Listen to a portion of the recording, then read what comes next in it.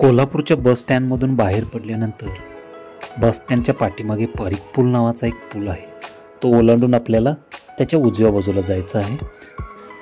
तिथून आपण सरळ जाणार आहोत महालक्ष्मी मंदिर आणि महाद्वार रोड. आपल्या डाव्या बाजूला जे आहे ते राजारामपुरीत जायचं असेल तर आपण इकडून जाऊ शकतात. आणि सर्वप्रथम नवीन व्हिडिओमध्ये तुमचं स्वागत. आणि जर चॅनलला नवीन असेल तर पटकन सबस्क्राईब बटन दाबायला अजिबात विसरू नका.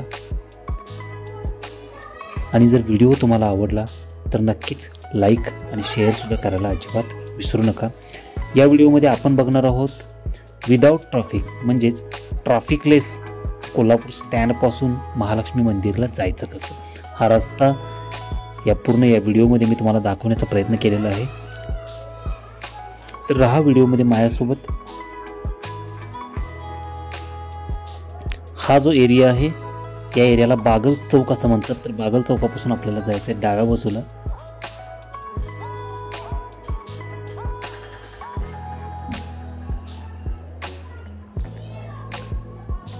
समोर जे आपण आता बघतोय तो शाहू मिल चौक असं म्हणतात.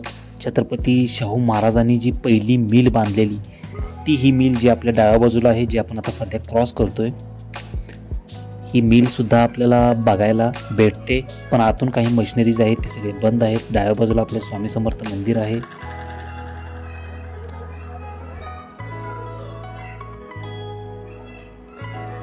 तसेच आता ज्या एरियात आपण आहे त्या एरियाला म्हटलं जाते की उद्यम नगर म्हणजेच इंडस्ट्रियल एरिया, छत्रपती शिवाजी उद्यम नगर असं म्हटलं जाते.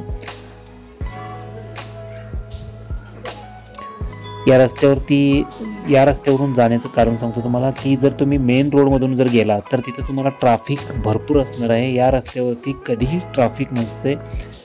रिलॅक्समधून तुम्ही जाऊ शकताय. विदिन 10 मिनिट्स, फक्त 10 मिनिटामध्ये कोल्हापूर स्टँडपासून महालक्ष्मी मंदिरापर्यंतचा प्रवास तुम्ही क्रॉस करू शकताय फक्त 10 मिनिटात. आधीमध्ये थोडेसे खड्डे वगैरे आहेत पण जास्त नाही. रस्ता चांगला आहे बऱ्यापैकी. 2 व्हीलर 4 व्हीलर 6 व्हीलर आपण काही घेऊन इथून जाऊ शकतो. काही अडचण नाही आहे.